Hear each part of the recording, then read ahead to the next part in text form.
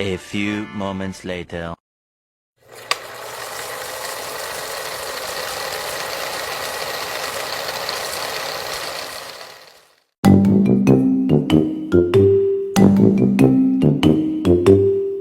Сәлеметсіздер ме балалар? Бүгін біздің қарастыратын тақырыбымыз санның факториалы, орналастырулар мен алмастырулар тақырыбы болып табылады. Бүгін біз А деңгейін қарастыратын боламыз. Ал енді бастасақ, бізде ең бірінші берілген есеп 8-де бірінші есеп екен. Оның бірінші шартында n элементтен тұратын қайталанбайтын алмастырулар саны қандай формуламен есептеледі дейді. Бұлар бізде теория болып табылады. Бұлар бізде кітаптың алдында танысқан болатынбыз тақырыппен танысар алдында. Яғни бұл жерде бізде алмастырулар деген сөзге мән береміз, қайталанбайтын деген сөзге мән береміз, иә. Сонда бізде алмастырулар деген кезде бізде А әрпі емес, П әрпі елестеу керек. Сонда бізде П деген бізде алмастырулар болып табылады. Ал n элементтен тұратын болғаннан кейін біз мына жерге n деп жазамыз. Сонда ол бізде n факториалға тең. Оны біз білеміз, иә. Енді келесі бізде екінші шартында n элементтен тұратын қайталанбайтын орналастырулар саны қандай формамен есептелетінін табу қажет. Бұл жерде бізде орналастырулар болғаннан кейін бізде А деген әріп елестейді. А деген бізде НК, яғни N-нен керек К жағдай. Ол бізде формуласы мынандай N факториал N минус К. Ол бізде факториал. Сонда N факториалды бөлеміз N азайтылған К факториалға. Келесі есепке көшсек, бұл жерде бізде жаңағы формула N факториалды П дегеніміз бізде n факториал тең n факториал болды, иә. Осы жерде осы формуланы қолдана отырып біз мына шарт есептерді шешуіміз қажет. Бізде ең бірінші есеп бізде П-дан 4 дейді, иә. Ол бізде 4 факториалға тең. 4 факториал дегеніміз оға 4-ке дейінгі сандардың көбейтіндісі болып табылады. Бірден бастап көбейтеміз 2, 3, 4.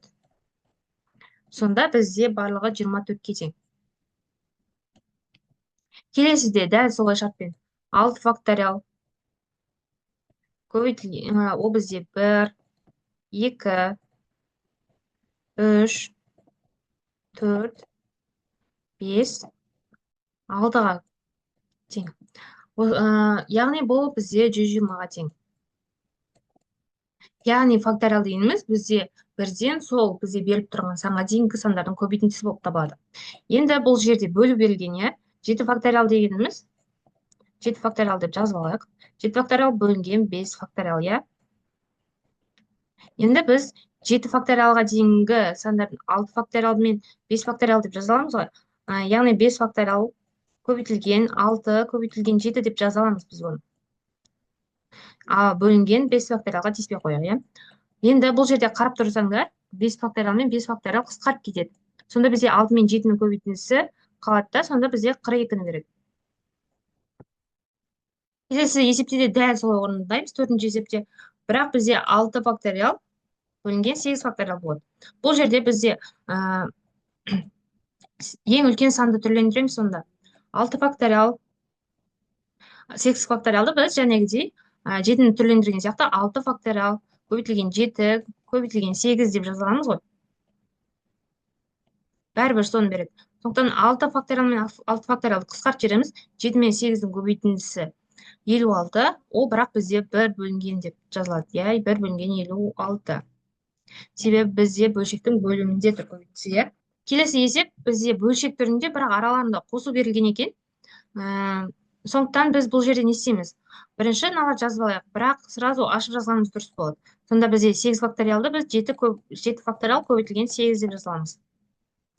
Астындағы бөлімдегенге тиіспейміз. Қосылған дейміз. 5 факториалға тиіспейміз, үлкен түрлендіреміз. 5 факториал көбейтілген 6 деп жазамыз. Сонда 5 факториал мен 5 факториал, 7 факториал мен 7 факториал қысқарып кетеді. Сонда бізде 8 қосылған 1 бөлінген 6-тан 1. Ол бізде 8,6-тан 1-ді береді.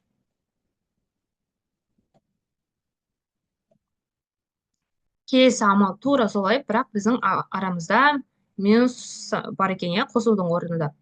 Сонда біз мынаны сразу солай жәнегідей жазайық. 9 факториал дегеніміз 7 факториал көбейту 8 көбейту 9 деп жазаламыз. бөлінген 7 факториал. Алынған 5 факториал көбейтілген 6 көбейтілген 7 бөлінген 5 факториал. 7 факториалмен 7 факториал қысқарады, 5 факториалмен 5 факториал қысқарады. Сонда бізде 8 мен 9-ның көбейтіндісі бізде 72. Ал 6 мен 7-ні көбейтісі бізде 42-ні береді. Яғни 72-ден 42-ні азайтсақ, ол бізде 30-ды береді. Яғни бөлшектің мәні 30 болып тұр. Келесі бізде 8-де 3-ші есеп. 8-де 3-ші есептің бірінші шарты. 3330 саны өзгеретіндей етіп, цифрларды алмастыру санын табу қажет. Бұл жерде біз цифрлардың орнын ауыстырайық. Яғни 3433, 3343, 4333.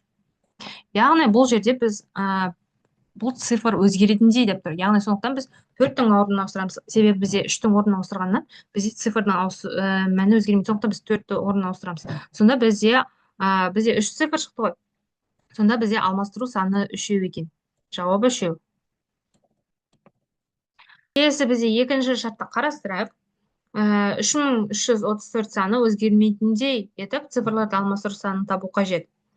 Бұл жерде біз қайталанбайтын алмастырулар формуласын қолданамыз. Яғни ол бізде мына түрде беріледі. N1, N2, N3, тағы сол сияқты N. Ол бізде тең N факториал бөлінген N1 факториал, N2 факториал, тағы сол сияқты N факториал. Енді бұл жерде біз орнына қойсақ. Сонда мына жерде біз 3, 4 болады. Бізде берілген 4 таңбалы сан. Қайталанып тұрған бізде 3 сан. Сондықтан 3 факториал деп береміз. Келесі бізде бір 4-іміз бар. Оны 1 факториал деп жазсақ болады. Негізі жазбай қойсаңыздар да болады. Ол маңызды емес. 1 факториал себебі 1-ді береді ғой. 4 факториал мен 3 факториал қысқарып, бізде 4-ті береді. Сонда жауабы 4 сан құрастыруға болады екен. Бізде үшінші есеп комбинаторика сөзі өзгермейтіндей етіп әріптері алмастыру санын табу қажет. Бұл жерде комбинаторика деген сөзде мәні өзгермеу керек. Яғни 2 бірдей әріптерді ауыстыруымыз керек. Бұл жерде біз К әрпін көріп тұрмыз, 2 әріп. Одан кейін бізде О бар. Одан кейін бізде А бар. И және И әрпі бар. Ол да бізде 2. Бұл жерде біз О мен О-ны ауыстырсақ, К мен К-ны ауыстырсақ, сосын бізде И мен И-ді ауыстырамыз, А мен А-ны ауыстырамыз. Сонда бізде ол сөздердің мәні өзгермейді ғой. Бірақ ол реті ғана ауысады. Сондықтан бізде бұл жерде байқап тұрғаныңыздай 4 жағдай шықты, Сонда бізде жауабы 4 екен. Келесі есеп бізде 8-де 4-ші есептің бірінші шарты бір цифр 2 рет қайталанбайтын 6, 7, 8 цифрларынан құрастырылатын 4 таңбалы сан қанша дейді. Бұл жерде біз осыған дейінгі видеоларда талданғандарын көріп шықсаңыздар болады. Осындай сызықтар қойып шығайық, Бізде 4 таңбалы сан болу керек. Ең бірінші бізде 4 цифр берілгендіктен, мына жерге біз 6, 7, 8, 9 бәр санды қоя аламыз. Яғни біз бұл жерге 4 цифрды да қоя аламыз. Бірақ бізде қайталанбайтын деген соң, бұл жердегі бір цифрды қолданған соң, мына жерде оны келесі санды қолдана алмаймыз. Яғни мысалы мына жерде 6 санын қолдан кетсек, 7, 8, 9 деген цифрлар ғана қалады. Сонда біз мына жерде 3 цифр ғана қолданамыз. Келесі дәл солай. Бұл жерде тағы бір цифрды қолданамыз. Мысалы 7-ні кетіріп тастайық. 7-ні кетіріп тастасақ, бізде 8, 9 деген сандар ғана қалады. Ол бізде сонда 2 цифр ғана қолданамыз. Келесі бізде 8-ді қолданып тастасақ, 1 цифр ғана қалады. Сонда мына жерге 1-ді ғана жаза аламыз. Сонда бізде 4, 3, 2, 1-дің көбейтіндісі 4-ті көбейтеміз, 3-ті көбейтеміз, 2-ні көбейтеміз, 1-ді көбейтеміз. Яғни бұл бізде 24-ті береді. Сонда бізде бір цифр 2 рет қайталанбайтын 6, 7, 8, 9 цифрларынан құрастырылатын 4 таңбалы 24 сан бар екен. Бізде келесі 8-де 4-ші есептің екінші шарты үшбұрыш, дөңгелек және квадратты түстері әртүрлі болатындай етіп, көк, қызыл және сары түстермен бояу тәсілдерінің санын табу қажет. Бұл жерде бізде үш түрлі фигура және үш түрлі цвет берілген. Бұл жерде біз алмастырулар формуласын қолданамыз. Яғни P3 бізде 3 факториал. Ол бізде 6-ға тең. Бұл немесе біз үшбұрыш, дөңгелек және шаршы суреттерін салып, астына сәйкес келетін көк, қызыл, сары деп жазып шықсақ та, бізде 6-дан шығады. Сонда бізде бояу тәсілінің 6 түрі бар екен. Яғни жауабы 6. Келесі бізде жарысқа қатысушы 7 ойыншыға 7 орынды үлестіру қанша тәсілі бар екенін табуымыз керек. Бұл жерде біз алмастыру тәсілін қолданамыз. Яғни бізде 7 ойыншы 7 орынды араластыру керек. Сонда 7 факториал. Ол бізде 5040.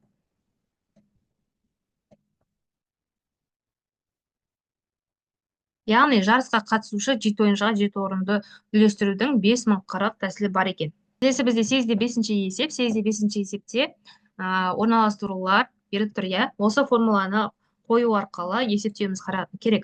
Яғни, мына жерде бізде 7 факториал болады. 7 факториал. Азайтылған 7 минус 4 факториал.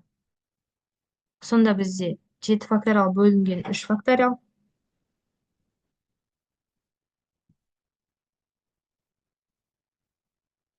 Бұл жерде біз былай жазсақ болады. 5 факториал көбейтілген 6, көбейтілген 7. Бұл жердегі 3 факториал бізде 6-ны беретін білесіңдер. Яғни сонда 6 факториал мен 3 факториал қысқарып кетеді. Сонда бізде 5 факториал мен 7-нің көбейтіндісі қалады. 5 факториалдың көбейтіндісі деген бізде 120. 120-ны 7-ге көбейтсеңдер 840 болады. Келесіде дәп солай орындаймыз. 5 факториал азайтылған 5 минус 4 факториал. Яғни бөлімінде бізде 1 қалады, сонда 5 факториал. Ол бізде 120-ны береді.